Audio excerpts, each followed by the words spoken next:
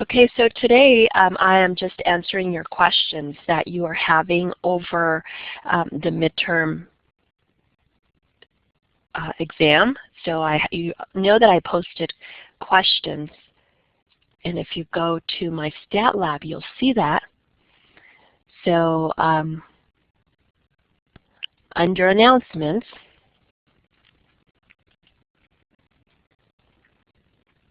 I went ahead and I posted some previous sample midterms, and so I asked you specifically last time to look over midterm number 1 and bring in your questions today. There's several midterms, and I said midterm number 1. Of course, if you have questions on any others, that would be fine too. So as you see, some students are already typing out their questions here. So those are the ones I'm going to do. So type out the questions you have. Now, if you're watching the recording, if you're not attending live, you cannot type anything. You're just watching a recording. You can't participate.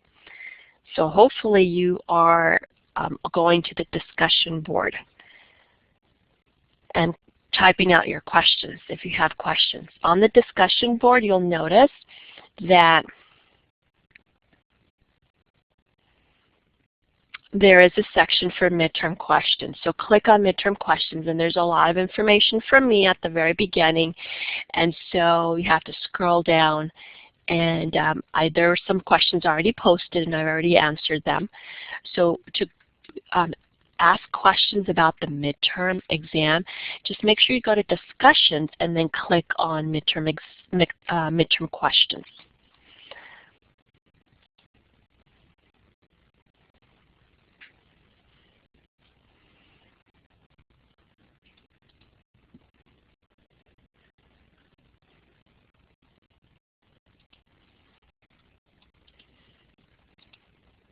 Okay, so I'm back on the announcements page.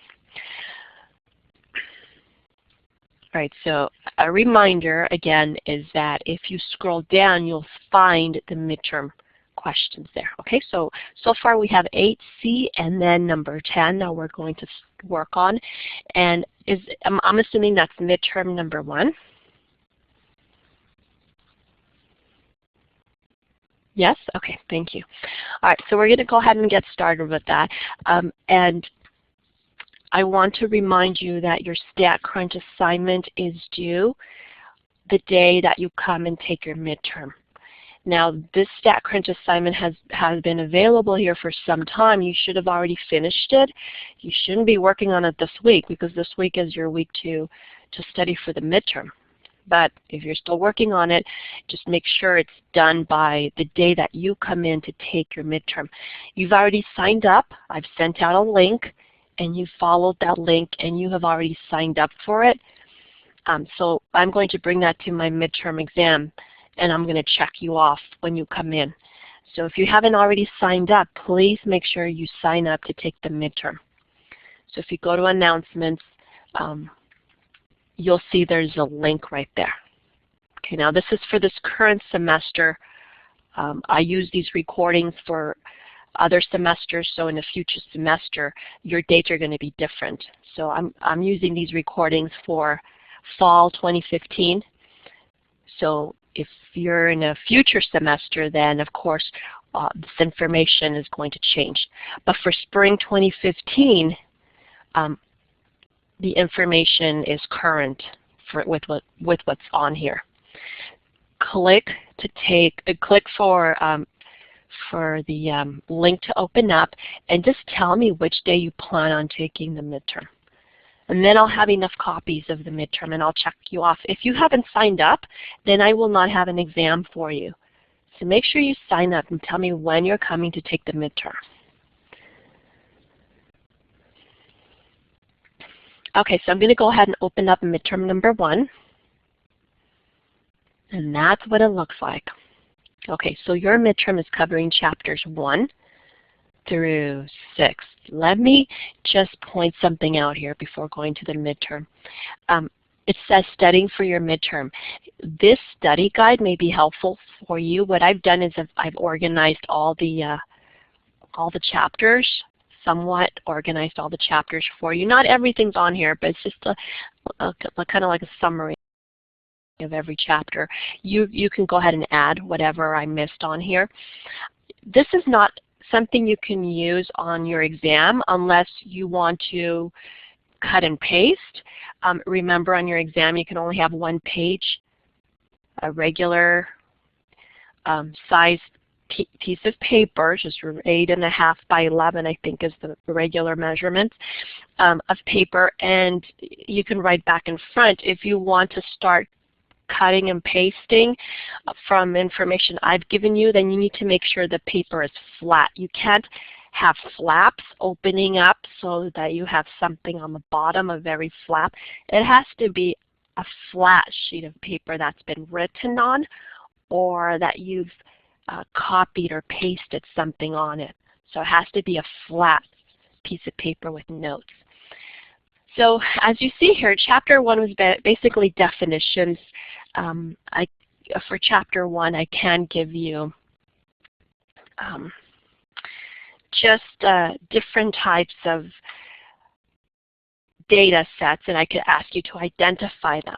So I could ask you to identify them. Are they qualitative? Are they quantitative? That's Chapter 1. Are they discrete or are they continuous? Do we have nominal, ordinal, ratio, or interval data? So go back to Chapter 1 when we were classifying our data. That was your first homework. And I went ahead and I actually, if you go back to the course under lecture notes, this is where Chapter 1 I gave you, this is a worksheet about classifying data. And so that was actually a game, but it's right here. All right, so this is where you're classifying your data, and if you just need to practice, this is what you would want to look at. It's written a little bit larger here, but this is, I could ask you, okay, the types of movies. We have drama, comedy, adventure, documentary. You would have to classify it as nominal, ordinal, interval, or ratio. And so these are just exercises to help you distinguish between those 4 measurements.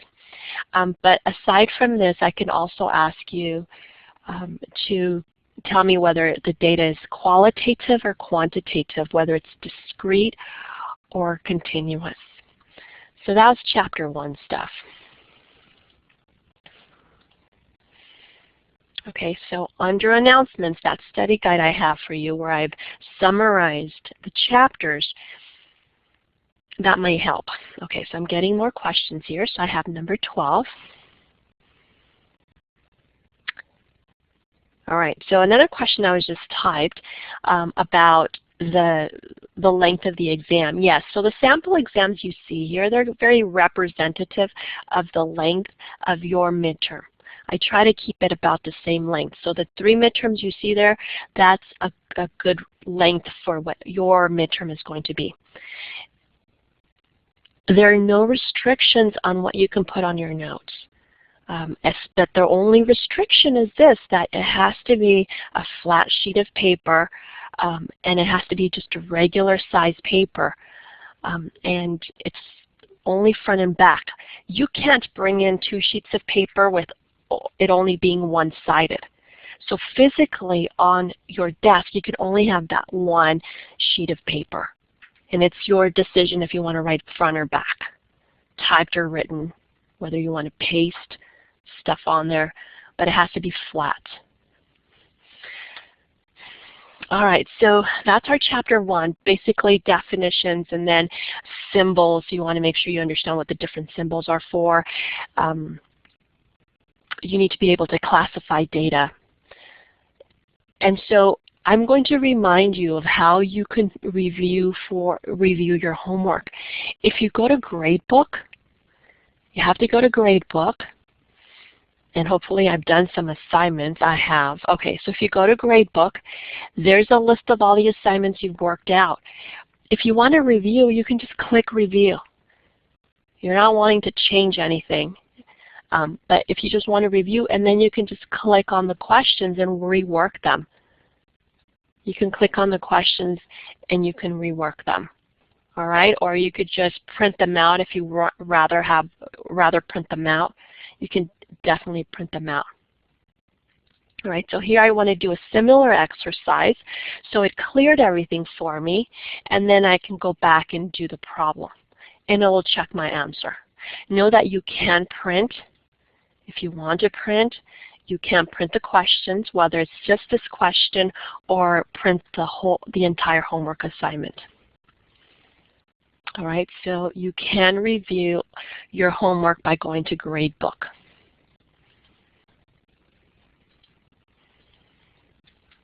Okay, so that would be how you would review your Chapter 1 homework if you wanted to. Chapter 2 and 3, that was descriptive statistics. Okay, so where you're finding the mean, you're finding the median, the mode. Those were the measures of center. You're finding the measures of center for both raw data and group data. You're also finding the measures of variation, the standard deviation, the IQR, the variance, the range. Those are all measures of variation. So that's also what we did in chapters 2 and 3. We used our calculator to find the measures of center and the measures of variation. There's some measurements that are easy to use the formula for, but then there are others that are not, and it's very time consuming. The standard deviation, for example, if you wanted to find the standard deviation, I would suggest you use your calculator. Do not try to use the formula because it will take some time during the exam. So whenever possible, use your calculator. When you can't use your calculator is if the problem specifically says to use the formula and show your work. So for those cases, you definitely do not want to use your calculator. You want to make sure you're following instructions. If it says use the formula and show your work, you have to use the formula and show your work. We do have some rounding rules here, so make sure you remember your rounding rules. So as you can see, you move through this. Chapter 4, those are basic probability questions. And so here are all your formulas from Chapter 4. And one thing that made Chapter 4 different than the other probability chapters, because we did have 3 probability chapters, we had Chapter 4, 5, and 6. They were all probability chapters. So in Chapter 4, when we looked at those probability questions, it often asked us for the probability of A or B. So that key word in there was or. Find the probability of A or B. Find the probability of A and B. Or maybe it said find the probability of B given A. So do you see how I highlighted and I put it in bold the words or and the word given. Those are key words. So if it's asking you for the probability and it's set up in this way, then you know it has to be coming from Chapter 4. So it's very important for you to recognize when you read a word problem. It's very important for you to recognize where it's coming from. If you do not recognize the problems, you can't know which formulas to use. So it's key to be able to recognize where the word problems are coming from. Is it a Chapter 4 problem? Is it a Chapter 5? Is it a Chapter 6? They're key phrases that tell you where they go, where they come from, where these problems come from. Then we had Chapter 5. There we were talking about probability distributions. And so I've listed the different formulas. We had a special type of probability distribution that was known as a binomial. The symbols for the measurements in Chapter 5 were Greek symbols, mu and sigma. So notice that our symbols were Greek symbols. Binomial probability distributions were done on the calculator. Do not use the binomial formula. That will take you too long. You're using your calculator. Binomial PDF or binomial CDF.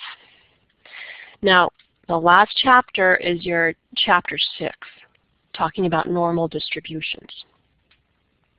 This one I think is the easier of all the chapters, of all the probability chapters, because what makes this special is the fact that in the question it always says your data is normally distributed.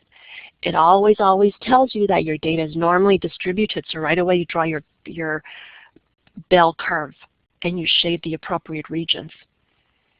For chapter 6, you're always given a mean and a standard deviation, so you want to make sure you label that on your graph.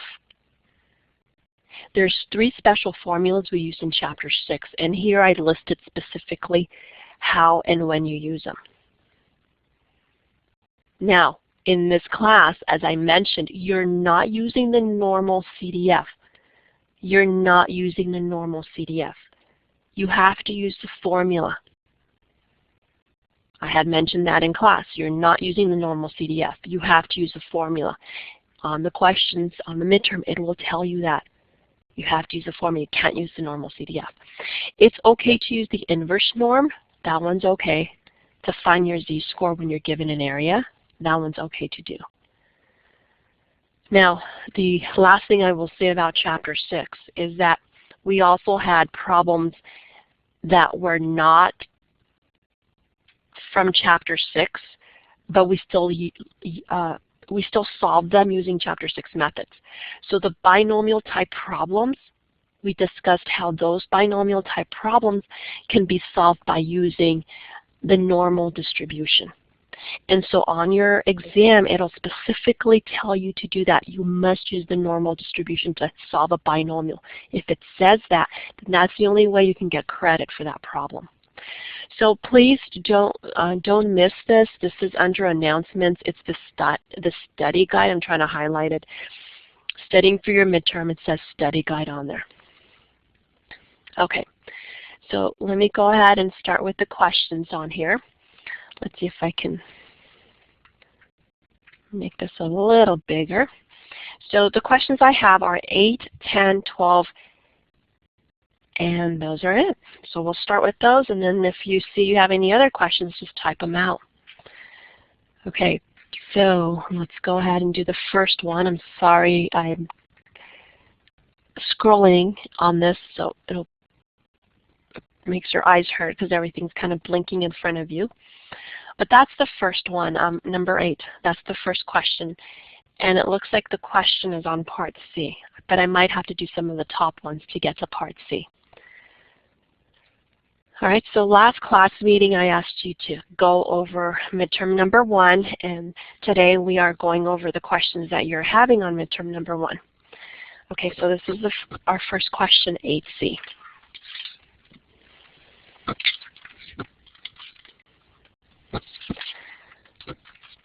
If 20% of people in a community use the emergency room at a hospital, find these probabilities for a sample of 8 people. What is the probability of at most 3 using the emergency room?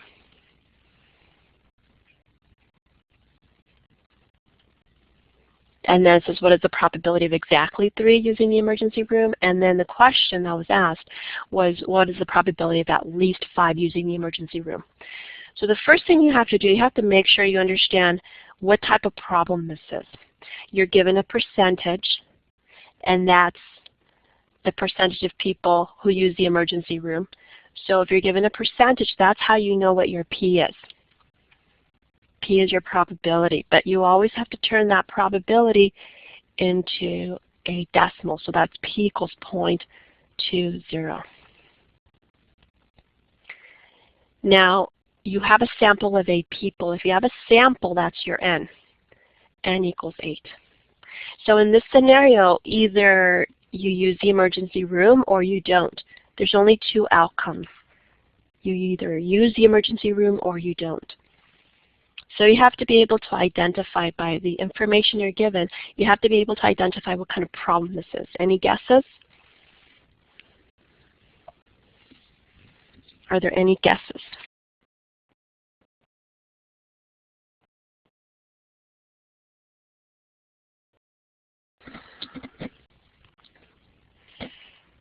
All right, so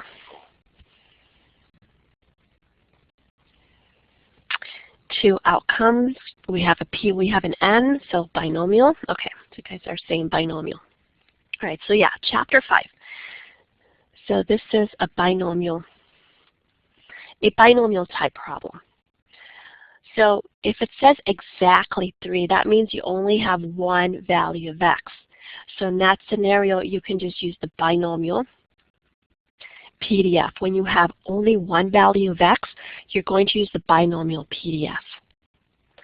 So n goes first, then p, and then your x. And that should give you the probability you're looking for. Now for these binomial type problems, do not use the formula, because if you use the formula, what's going to happen is it's going to take up a lot of time.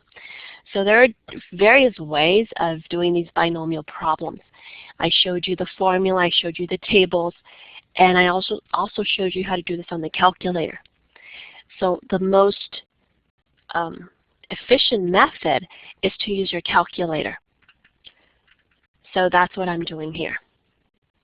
Okay, now I did specify how to round this. I said 4 decimal places.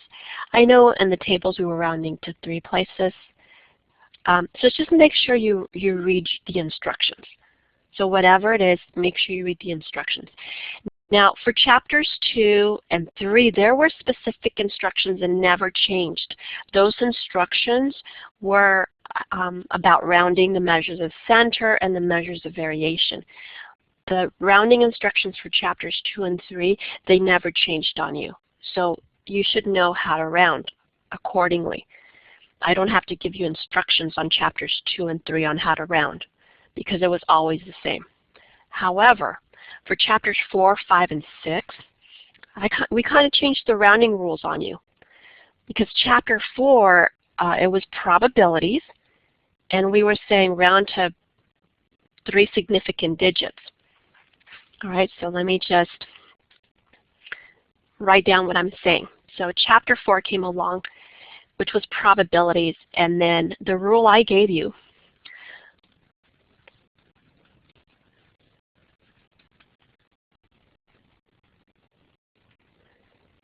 or 3 significant figures. I put digits on there. And that's, I gave you some rules for what is, how to round to 3 significant figures. All right, so that was chapter 4. And then chapter 5 came along, still talking about probabilities. Chapters 4, 5, and 6 were all about probabilities. But chapter 5 came along, and then chapter 5, we suddenly said, oh, round to 3 places after that, the decimal for probabilities. And then chapter 6 came along, and then we said probabilities get rounded to 4 places. So the rules of probabilities kept changing throughout the chapters. Now the reason they changed here for chapter 5 was because of the binomial tables. They're all rounded to 3 places. So then, of course, all the questions were telling you to round to 3 places after the decimal. And then in chapter 6, if you look at the tables again, the tables have our probabilities rounded to 4 places. So then that's why we started rounding to 4 places. So I will make sure I put instructions for any of the probability questions as far as how to round. It'd just be easier for me to grade as well, because there are so many different rules for rounding probabilities depending on what chapter was coming from. However, for chapters 2 and 3, the rules didn't change on you. It was always the same. So for those, I don't have to put rules for rounding on there because you should already know.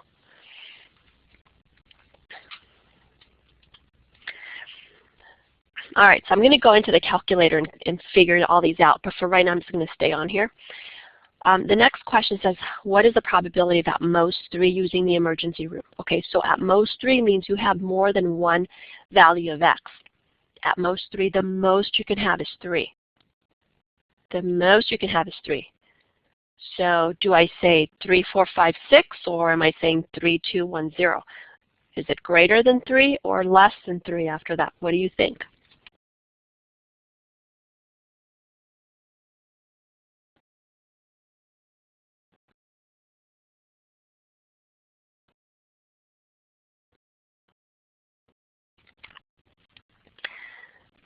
So the most you can have is 3. The most you can have is 3. So if I have 4, is that at most 3? The most you can have is 3.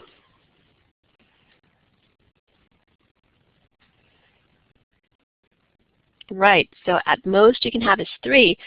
So that means that's the most you can have. Can't be any larger than 3. The most you can have is 3. So 0, 1, and 2 are also okay. But the most you can have is 3. So 1 would be okay because the most you can have is 3.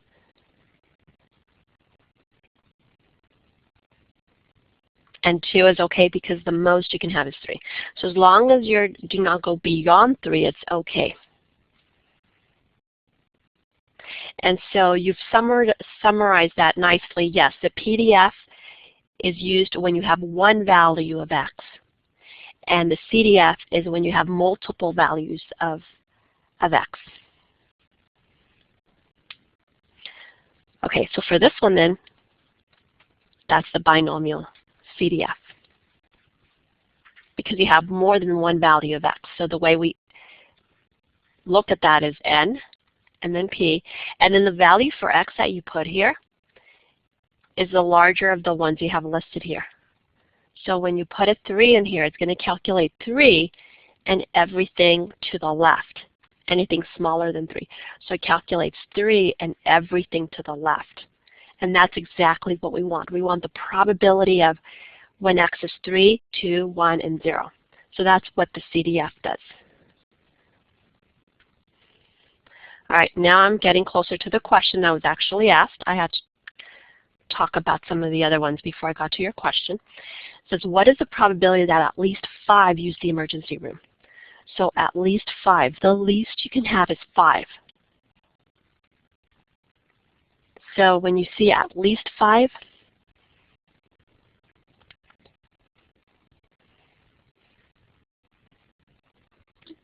the least you can have is 5. So another way of writing that is 5 or more. That's what at least 5 means. The least you can have is 5. All right, so some of you are already telling me the answer. Good, yep. So the setup for this, we want 5, 6, 7, and we stop at 8 because that was our value for our sample size.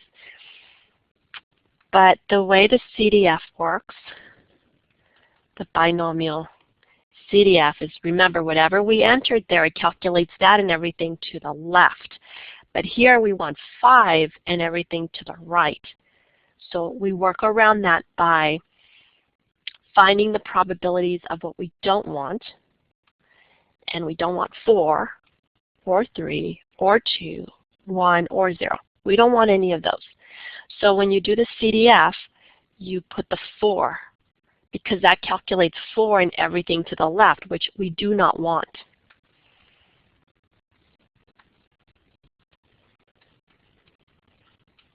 And since that gives us the probability of what we don't want, in order to get the probability of what we do want, we subtract from 1. All right, so those are the different scenarios you're going to find yourself into. Or those are the different scenarios that you're going to find yourself in. So you either have one value of x, you have many values of x, and in the case where you have many values of x, you need to decide whether it's the values to the left or the values to the right. Because depending, that's how you're going to set it up. Depending on what you have, that's how you're going to set it up. Yeah, so making sure you label everything, making sure you look for those key phrases so that you know the steps to follow. All right, so on this one, we're going to pull up the calculator. Now, you can ask me if you want me to do it on the calculator, because I think we've already done it many times. So I'm just going to go ahead and write the answers here. If you need me to pull up the calculator, I will. Is there something that you're not getting? Or something that doesn't match the answer you have, let me know. I did say to round to 4 places in the instructions. And so that's what I've done. All right, so any binomial type problem, you definitely want to use your calculator for that. And notice that even when I use the calculator, I still write down what I used. If it was a binomial PDF or CDF, I write down my numbers that I entered. There's still work to show. All right, so I'm going to cross out the first question then. That was the first question that was asked at the beginning. That was our 8C. And now moving to our next question, which is 10. Now, if you're just logging in, or if you logged in while I had started this, we're typing out our questions at the bottom in the chat area. Except for those who are watching the recording, remember, it's just a recording, so you can't participate. All right, so I'm going to move on to the question number 10.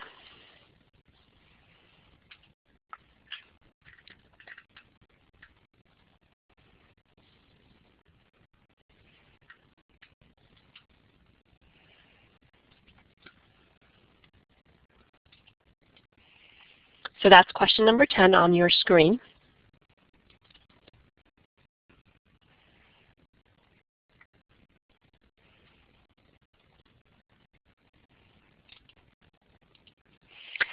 Okay, so question number 10 says the weights of newborn babies can be approximated by a normal distribution. That is very important, so I underline it.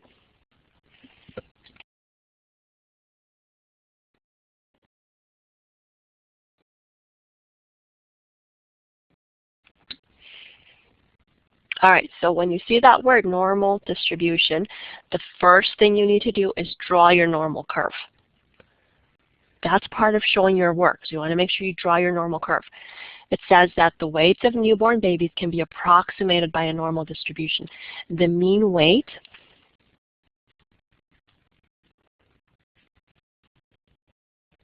is 7.1, and the standard deviation is 1.28. So notice how I wrote that on the side. I used the appropriate symbols, and I wrote that on the side so I don't have to go back and reread the question. Because that's sometimes when we make mistakes, is when we continue to read the question without labeling anything. So I need to find the weight that would place a newborn in the top 30% of all weights. So we're not asked for a probability here. If you look at the study guide for Chapter 6, I tell you which formulas to use when it's asking for a probability, and this one's not asking for a probability.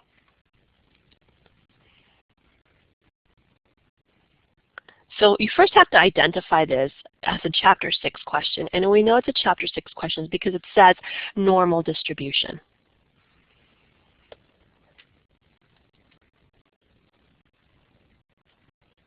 So there's our Chapter 6 study guide. And so when you're asked to find a probability, it tells you which formula to use. So there's two scenarios when you're asked to find a probability, and you have two formulas for that. But now it asks you to find the value that separates the top percent from the bottom percent. So that formula is the x equals mean plus z times the standard deviation.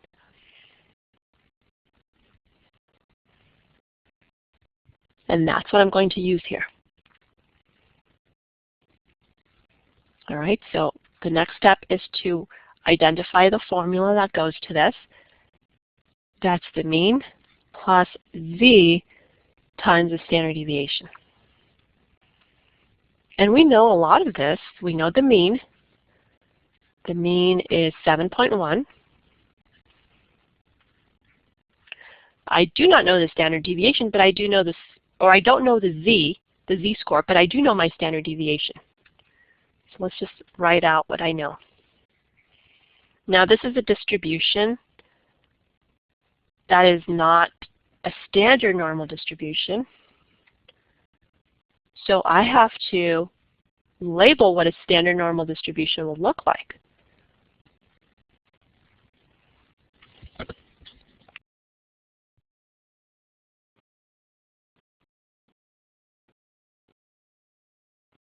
And that standard normal distribution goes at the bottom. The mean would be 0. And so that's what I have to look for. I have to see the z-score that represents the top 30%. So the top 30%, do you think that's on the left or on the right of my distribution? What do you think?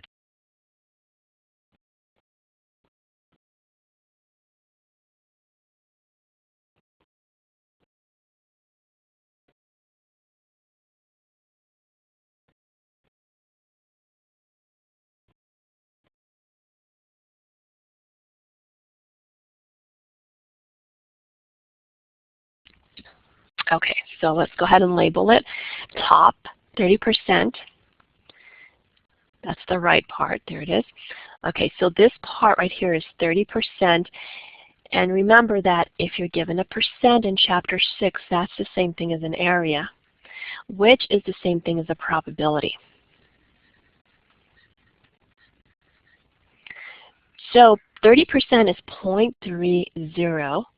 And I'm just going to put some extra zeros there. It doesn't change it, but what it does is it allows me to recognize that because I've taken that to 4 places after the decimal, it allows me to recognize that as an area. So when I go over to my table, I know this has to be an area because of how I've rounded it. So that's very important. You want to make sure that you label this as an area so when you go to your table, you're not making any mistakes. Okay, now the way our table works, our table A2, is that we always need the area to the left. Not the area to the right, but the area to the left. So if the right is 30%, then the left must be 70%. So that's 0.7000.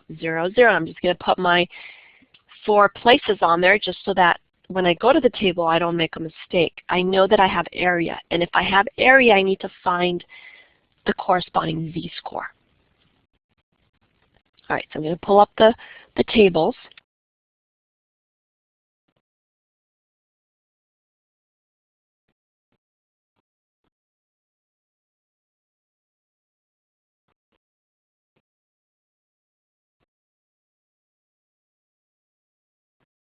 Okay, so that's what I have. And this z-score is going to be positive, so I need to go to the positive z-scores. Okay, and I need to look up in the body of my table. So you're looking in your body of your table, 0.7000. Notice that the numbers in the body of your table, those are rounded to 4 places after the decimal. That represents your area. Okay, so I am looking again at 0.700. So 0.7. Okay, well I see this is 0.7, but is there anything closer? That one looks pretty close. Okay, so 0.70, that's 0.0015 away. This one's 0.0019 away. So it looks like this one is closer. And that corresponds to 0.52. 0.52. So I'm looking up the area. All right, so again, it did not take me to the screen. I'm actually showing you the table, and then I noticed that it didn't give you the table. Okay, so there we go. So that is the closest one. So again, in the body of the table, that's where you're looking at 0.7000. So the closest one that I see is this one right here. So you're in the body of your table and you're working outward. So that's 0.52. 0.52.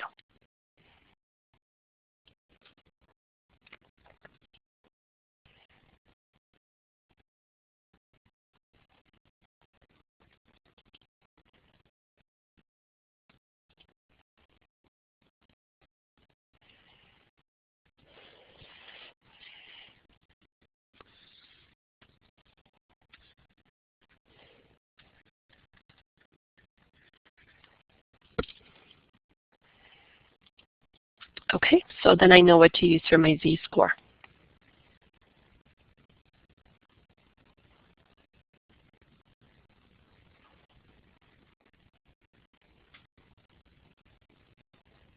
Okay, that was weird.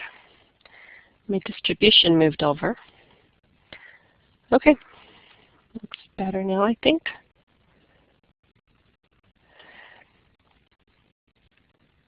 All right, so let me go ahead and write the z-score, and I think I said 0.52.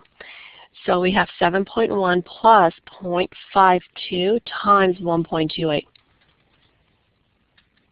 So you're going to type that in to your calculator, tell me what you get.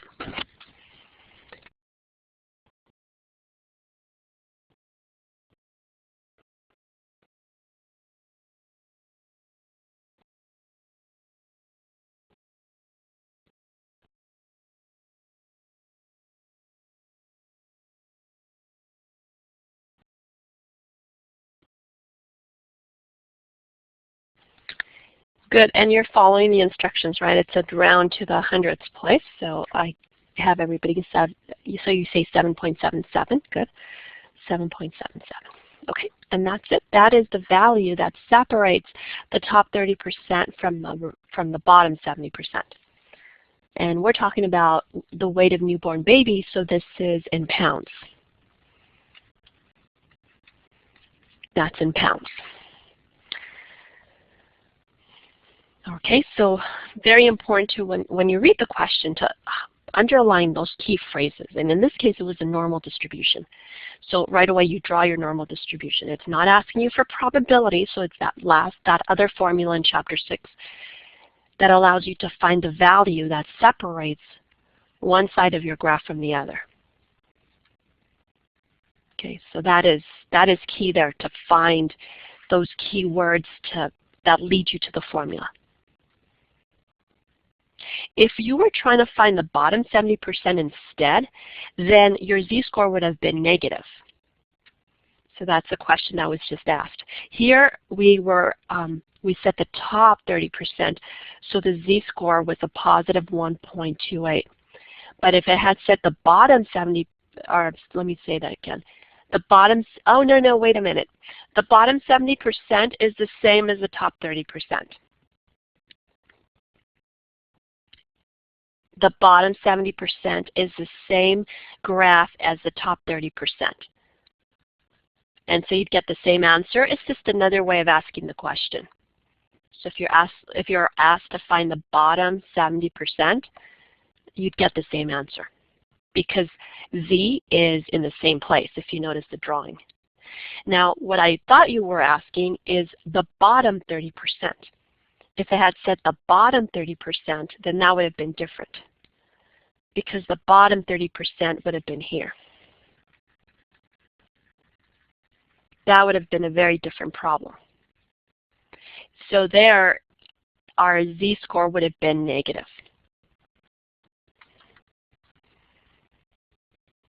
But that's not what the question was asking.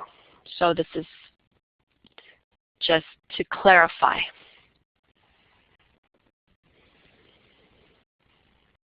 Okay. All right, so I'm going to mark off number 10. The next question that was asked was number 12. And I don't know if I missed any others as I was talking. I might have missed other questions, but if I did, just type them out. All I had was 8, 10, and 12, and I'm on 12 right now. All right, so I'm going to find 12. Oh, and I see question 7 too.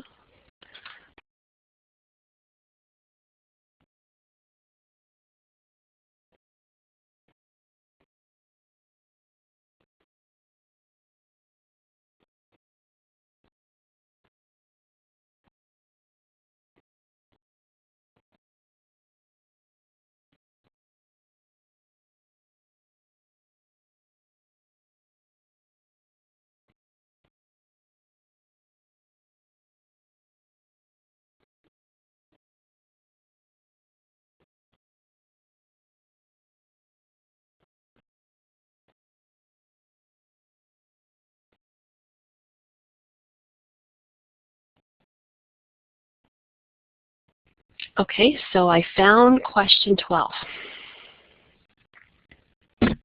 I found question 12, and it says a player must pay $1 to play a card game at a local casino. $5 is won if a spade card is selected. $10 if a queen card is selected, and then we have $20 if the queen of spades is selected. If any other card is selected, the player wins nothing.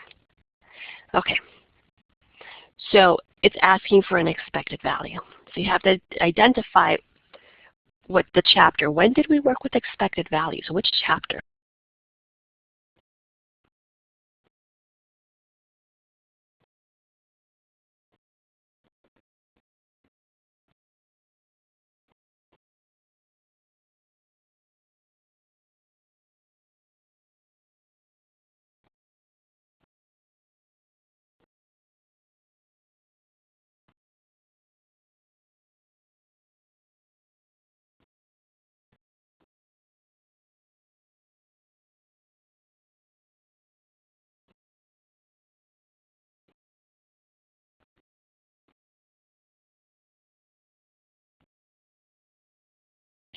Okay, so chapter 5 looks like yes. Okay, so that's the formula for the expected value. And I am going to remind you that anytime you do these expected value problems, you have to make sure that you remember to subtract the amount that was paid to play the game from the winnings. So when it says that they won $5, really that's $4. And then $10, that's really $9 because you have to remember to subtract the amount that was paid to play the game. And then the $20 is $19. Okay, so the first card is a spade. So let me draw what I'm thinking of here. So that's our spade. Kind of looks like an upside down heart, although that doesn't, but that's supposed to be a spade. And then we have the queen of a queen card, just a queen. And then we get the queen of spades. So the queen of spades.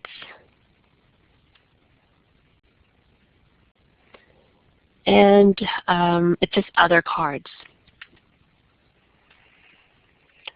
Okay, so X, our random variable, that's the amount of money. That talks about the amount of money. So for a spade, there's $5, but then we have to subtract the 1, so that's really $4.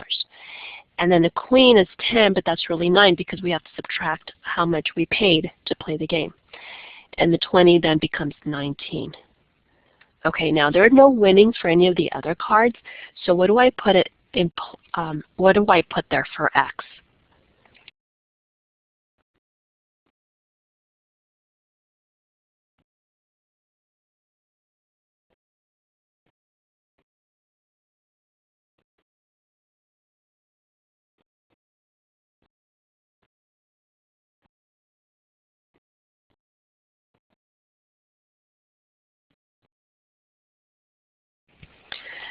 All right, so -1 because you win 0, and 0 minus 1 is -1.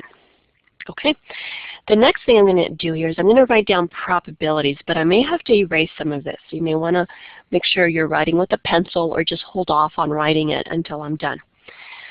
So we know there are 52 cards. So the denominator is going to be 52 for all of these probabilities. So you know probability has a numerator and has a denominator. The denominator is going to be 52. How many spades do we have out of the 52 cards? So for the midterm, you need to know what's in a deck of cards. If you do not know what's in a deck of cards, then maybe that's something you want to write on your notes. I will not be answering questions about what's in a deck of cards. All right, so we had gone over that in the notes as well. So how many spades do we have?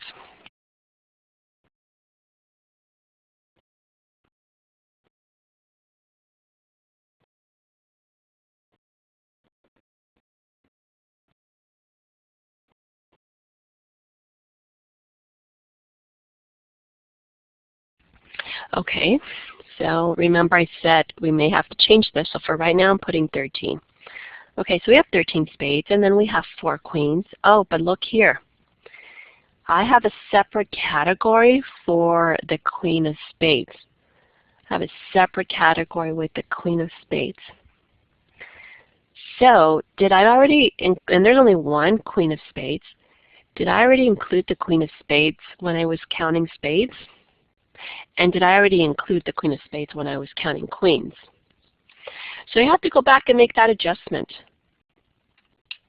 All right, so instead of 13,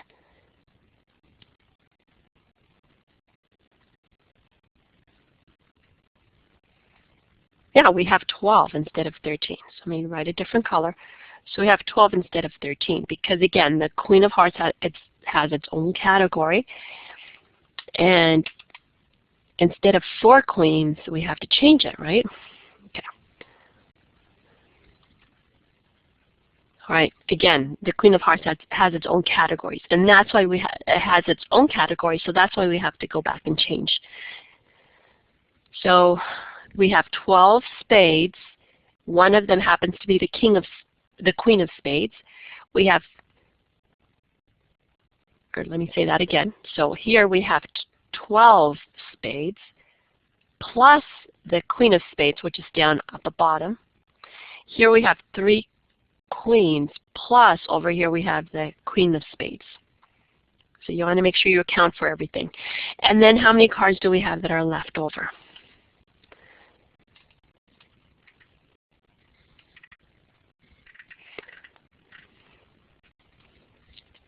Okay, so then that goes over here. All right, so we have a column for probability and a column for random variable. In case you don't know how we got 36 out of 52, remember the sum of your probability column has to equal 1. So whatever makes that happen, you have to make sure that your column for probability equals 1. Okay, so you have a choice. You could either use the formula for this one or you could use your calculator. The formula is written right there to the left of your screen. So that should be fine. That should be easy to do. If you want to use your calculator, you can do that too. If you use your calculator, this is your L1 and this is your L2. So you would say 1 var stats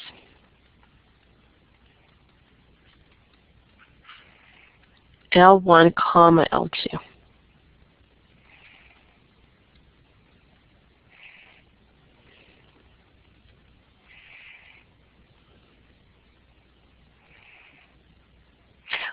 And I just saw the answers of when I was asking for the probability. Okay, so just want to make sure that the sum adds up to 1, and 52 over 52 is 1. So that's how we ended up getting the 36. So 12 plus 3 plus 1, so that gives us 16. And then 52 minus 16 is what gives us 36. Right, okay, thank you. All right, so then if you use your calculator, it's just putting your columns in there. So let me see if I can pull up the calculator. I think I had already done that, but I didn't go and use it.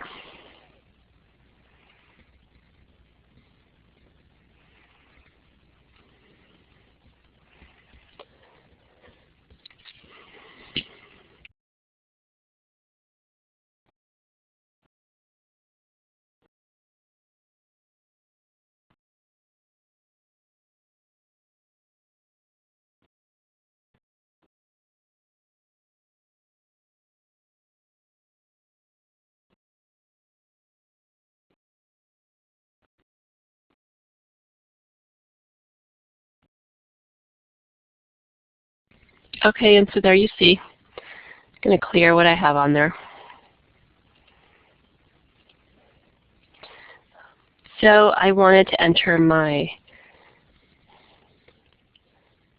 2 columns. So the random variable, I went to stat, and there's edit. So into L1, I'm entering the column for my random variable. So you can go ahead and clear that if you want to, or I just went over the negative 240 that I had on my calculator. I can just type in a 4 and just change it to 4. Then 9, 19, and negative 1. So we have 4, 9, 19, and -1. When you go to the other column, you're going to put in your probabilities. So we have 12 over 52, 3 out of 52, 1 out of 52,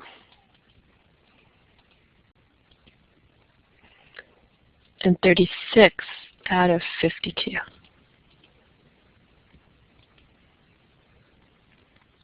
All right, so notice how the calculator turned our probabilities into decimals. That's okay. So want to make sure you put in your random variable and your probability in the appropriate columns. Then you're going to go to Stat again, and this time you're going to go to Calc, and it's the one-var stats option. All right, so L1 and L2, I need 2 lists because I have 2 columns. So L1 is my random variable, and the frequency, those are my probabilities.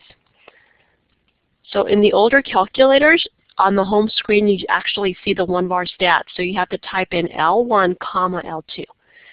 So you actually have to type L1, which is second number 1, comma, second number 2. All right, so I'm going to go ahead and press Enter, and there's all the information. Okay, but I do not see any E because I was finding expected values. So what do you remember about E? I don't see it on the calculator screen. So what do you remember about E?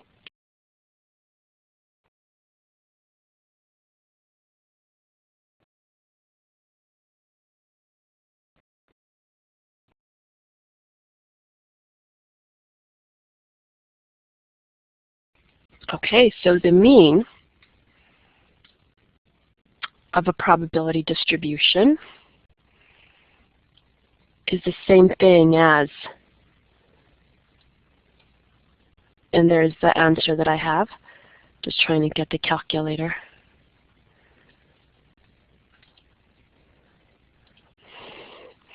All right. So I just want to make sure I write something because during exams this is always a question. All right, so the expected value is the same thing as the mean. That's true. The expected value is the same thing as the mean. But when you look at your calculator, there is no symbol for the mean on there. There's no mu on there. So you have to remember that the calculator doesn't have that capability of showing you that. So when you see X bar, that is what you're supposed to use for mu. Okay, that is what you're supposed to use for mu, is your X bar. All right, so that's 1.12. You round it to the nearest cent because we're talking about money here. So that's $1.12. So the expected value is the same thing as the mean of a probability distribution. And the calculator doesn't give you mu, it gives you X bar. So you also have to remember that there's a reason why this is left blank, and that's because you have to use sigma. So if I had asked you for a standard deviation, you use sigma. So keep in mind that for Chapter 5, you're going to use mu and sigma. And you're not going to use X bar and S. All right, so for our problem, expected value is $1.12. And there it is.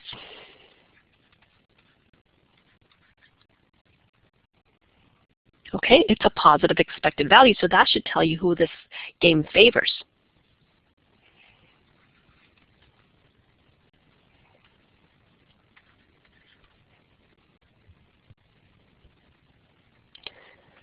So when the expected value is positive, the game favors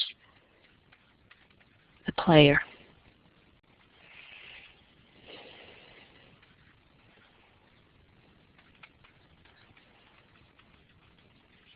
If the expected value had been negative, then it would favor the casino. But in this case, the expected value is positive. And I just made up these numbers, so of course, in real life, you would not expect to get a positive expected value. the casino is in business to make money, so they're not going to have the expected value favor the player. But for the purposes of this, I just made up the numbers, and so we do get a positive expected value.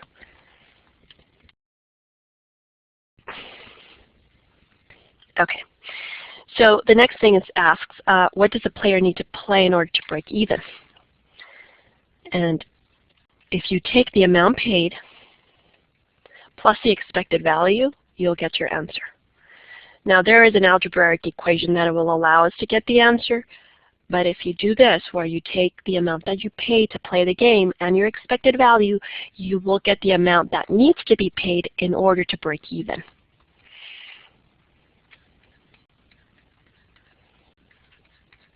If you redo the problem with $2.12 instead of $1, then you'll see your expected value is equal to 0.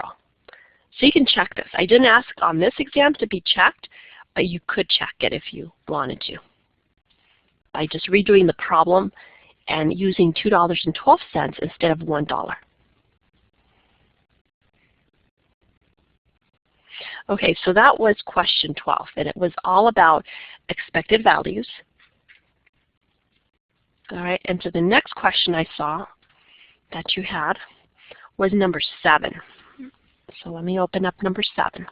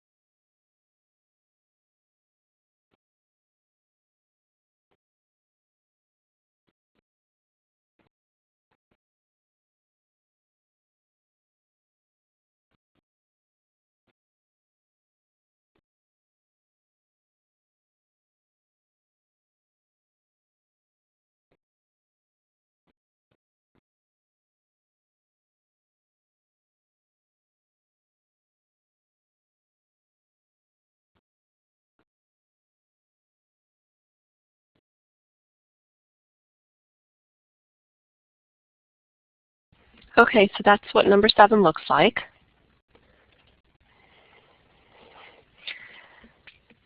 We have an airline. It says an airline estimates that 80% of people booked on their flights actually show up. If the airline books 64 people on the flight for which the maximum number is 62, what is the probability that the number of people who show up will exceed the capacity of the plane?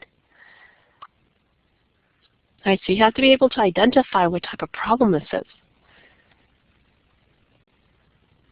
So you're given a percent, and that's our estimate of how many people actually show up to their flight of those who've booked. So yeah, if either they show up or they don't, those are the only 2 outcomes. So if you're thinking binomial, that's correct. So either they show up or they don't. Those are the only 2 things that can happen. The probability that they show up is 0.80. Now, we want the probability that the number of people who show up will exceed the capacity of the plane. We want the probability that there are not enough seats. That's when the capacity of the plane is going to be exceeded, when there are not enough seats. So there are not enough seats. There are not enough seats when we have, okay, so how many seats do we have? If you read the problem, how many seats do we have?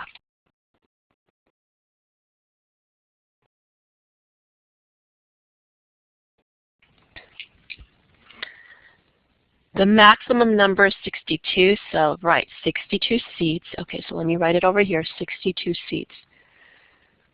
So if we have 62 seats, then there's not enough seats when 63 people show up or when 64 people show up. That's a problem. So we have to find the probability of 63 people showing up, and we have to find the probability of 64 people showing up.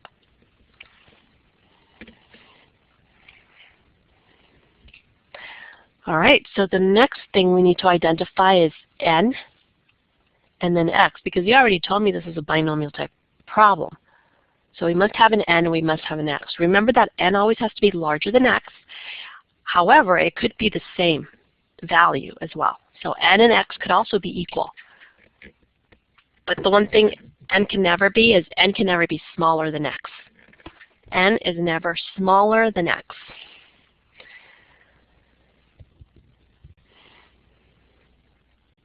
So in this case, x has to be the number of people who show up so that there are not enough seats on the plane. That's what our x is. So x is going to be 63 and x is going to be 64. That's how many people need to show up in order for there not to be enough seats on the plane. So then n must be the number of people who book. So from the people who book, 63 and 64 have to show up in order for them not to be enough seats. So from the 64 who book, if 63 show up, there's not enough seats. If 64 people show up, there are not enough seats. And that's what we want, the probability that the number of people who show up will exceed the capacity of the plane. Okay, so here are your choices. You only have two values of x. So if you wanted to do the binomial PDF, you could, but you'd have to do it twice.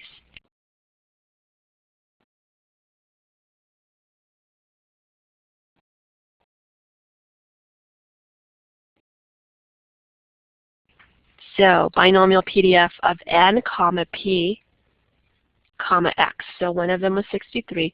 And then you have to do the binomial PDF again for the other value of x.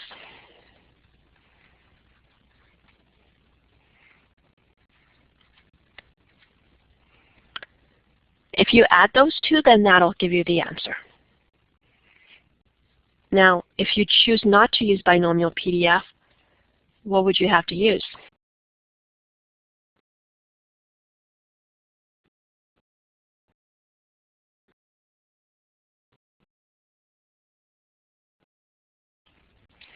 Okay, well the other option is the binomial CDF, right? But the binomial CDF, what happens if you enter a value of x, it calculates that value of x and everything to the left. That's not quite what we want, right? So it'll calculate whatever value of x you entered, everything to the left.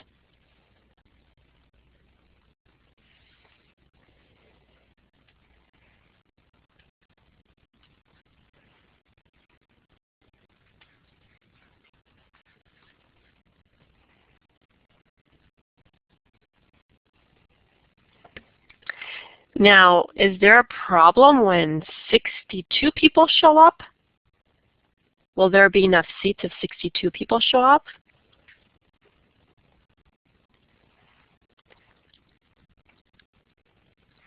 Because if 62 people show up, then it looks like there's 62 seats, right? So it's okay if 62 people show up. That's not going to be a problem. The problem is when 63 and 64 people show up. So I want to find the probability when x is 63 and 64. So when I'm doing the binomial PDF, I have to enter 62 because that will calculate 62 people showing up and everything to the left, all the way down to 0. Of course, if you put 62 in there, that gives you the probability of what you don't want.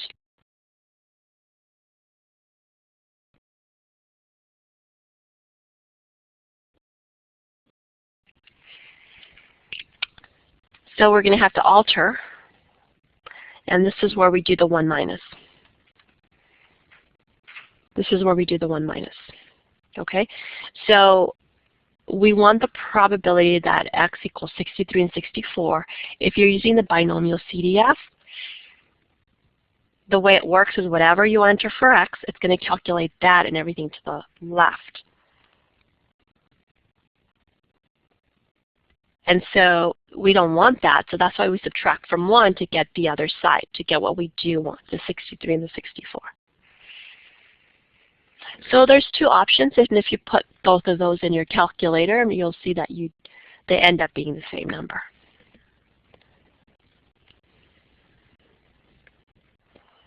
All right, so that was number 7 on that first midterm. So what you see is that this kind of gives you, it mixes up problems. These midterms, you see that the problems are all mixed up, and I don't specify what chapters you're coming from. So you need to be able to work through these problems and get comfortable enough so when you just read it, you know what chapter it's coming from. Now for this particular question, I told you to leave your answer in scientific notation. So I think it was 1.067 times 10 to the negative 5, which is a very small probability. So it is unlikely. It's unlikely that the plane, so it's an unlikely probability that this would happen.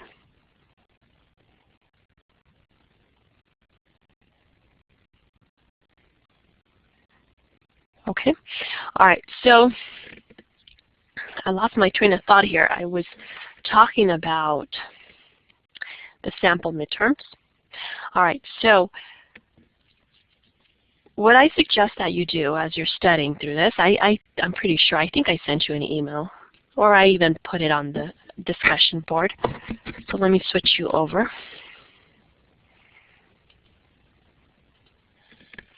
So when you go to the discussion board, right now you should be looking at another window, and you go to midterm questions. I give you some hints here. I tell you how you should be studying. So one thing you'll notice for the midterm exam is that I am not going to tell you what chapters are coming from. The questions are going to be all mixed up from chapters 1 through 6, and I will not tell you what chapters are coming from. So you need to really be able to identify the key phrases that put a word problem under a particular chapter. So what makes one word problem different from the other? So you need to be able to identify those key words. What I would suggest that you do is the questions from your homework that you're able to review, you know you can print them out. I've already showed you how to do that at the beginning. I would print out questions, or you could even handwrite them, into some 3x5 index cards. And so once you have questions written, I want you to reshuffle them and then try to solve the problems. Try to solve the problems that are, and they're going to be out of order. So you try to solve the problem. See if you can identify where it's coming from. So on one side of the index card, I would put the question, and on the back side, I would put the solution to it. And so as you're reshuffling them and looking at them, and try to get yourself to the point where you can just read it and you know what chapter it's coming from. That is the hardest part on this exam. It's just being able to identify where that word problem is coming from. Because once you're able to identify the chapter it's coming from, then you can look at your notes and look at what we did in that chapter. And then you've organized your 1 page of notes that you're allowed to use. Hopefully you've organized that well enough so that when you can go, you know it's coming from chapter 5, you can go to your chapter 5 formulas and see what would be the most appropriate method for going about it. But you need to be able to know where it's coming from. All right, so make sure that you go through the homework and review the questions. Make sure you go through your quizzes and review those questions. Please go through all of the practice midterms that I have posted on here and test yourself. And you have the solutions there as well. So please do that. Now, there's a question that was asked. If you don't bring an envelope, because I told you to bring an envelope, right? It says if you bring a self-addressed stamped envelope with postage, when I'm done grading the midterm, I can mail it to you through the U.S. Postal Service. I could just mail that to you. But if you don't bring an envelope, then I will just take all your exams and I will put them in the Math Study Center.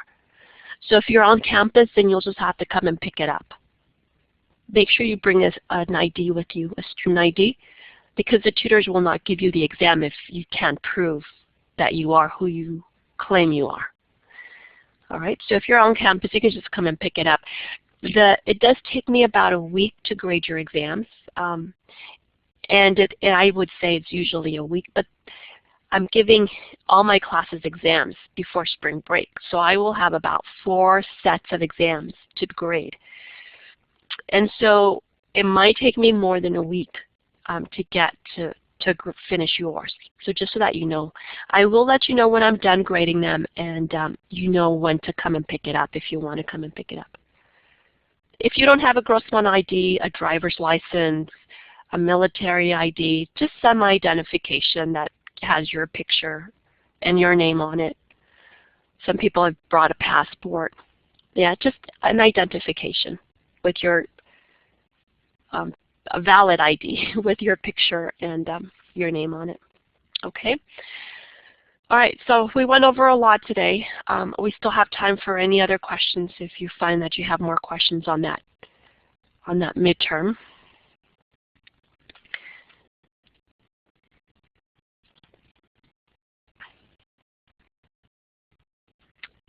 But if you don't, then just make sure, again, I can't stress this enough, make sure you navigate the course website so you know what's there.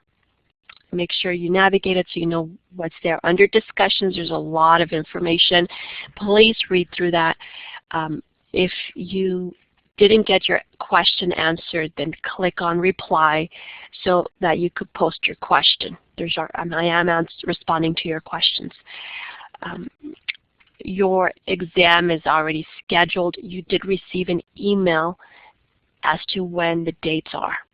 So make sure you look at that email and also look at the announcements page to see the dates. Don't forget your Stat Crunch assignment. Your Stat Crunch assignment is due on the day of the midterm. And of course, your own calculator. You can't share calculators. So make sure you bring your own calculator. I will provide the table, your Z-score tables. I will provide your Z-score tables, but you need to bring your own calculator. You cannot use your phone as a calculator. And if you don't have your own calculator, the library has some you could check out from there. Make sure you take time to neatly construct your notes, which is a one-page sheet of paper that you're allowed to use. All right, so you can use 1 page of notes, 1 piece of paper, physical piece of paper, and the instructions again are on the discussion board as far as what the requirements for that are. And did I write it? Yes, I did. It's right here. It's the first thing on there. All right. Some students try to put too much information on there, and then during the exam, everything's so tiny that they can't, it's not useful to them during an exam. Or it's just too much information on there, it's not useful. So think about how the best way to organize your information into 1 sheet of paper, 2 sides. Yes, you could write back and front if you want to, but it has to be clearly written and something that will actually help you.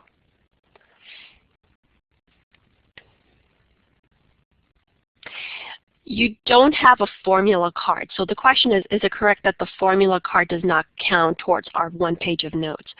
All right, so the only thing that you'll have is your 1 page of notes and your table. So you're not using a formula card. You're putting your formulas on your 1 page of notes. So I want to clarify that. I don't know if I put that anywhere on here. So all you're using is your 1 page of notes. In that page of notes, you're going to put formulas, you're going to put definitions, whatever you feel is helpful to you. And then I'm going to provide the tables. The table, that's the Z-score tables. I will not have any formulas for you. That's very important for you to understand. I will not have any formulas for you. So I'm reading the instructions on here, so making sure that I have said what I will provide. And it says I will provide the Z-score tables, just the Z-score tables.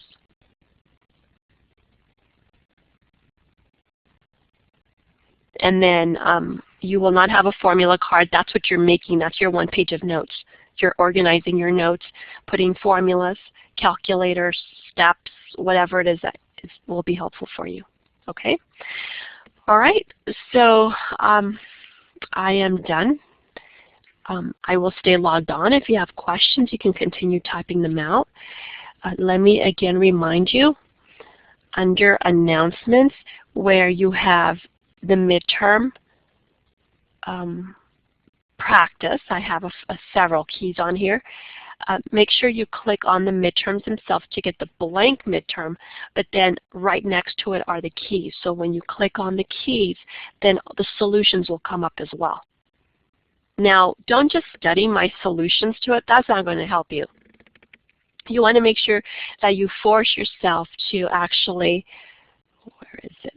Okay, I lost it. Make sure that you force yourself to actually solve the problems. All right, so solve the problems. You have to make sure you to force your brain to recall that information, because that's what you're going to be doing when you get to the exam on campus. All right, so you have to force yourself to recall that information. And you may not get it correct, but then when you look at my solutions, you want to make note of what your mistakes are and try to focus on that, because it's very helpful to know what you're not understanding so that you can focus on what you're not understanding. Okay? All right, so again, I will stay logged on for those of you who have more questions, but those are all the questions that were asked. If you didn't get, those of you watching the recording who couldn't ask questions, midterm number 2 has a review lecture to it. So I just go over all of the different problems on that midterm, and I talk about, it's just a lecture just on every problem on that midterm. Okay? So your questions should hopefully be answered. But if it's not answered, go to the discussions and post your question there. Okay, so before you log out, I am going to print the list of everyone who's in attendance. Okay, now today there is no lecture. There's no lecture homework associated with today's lecture, because today was just a day for you to ask your questions. So there is no additional lecture assignment that you have to do for today. Just study for your midterm and finish that stat crunch. So I will see you on the day of the midterm. Okay? All right, have a great day.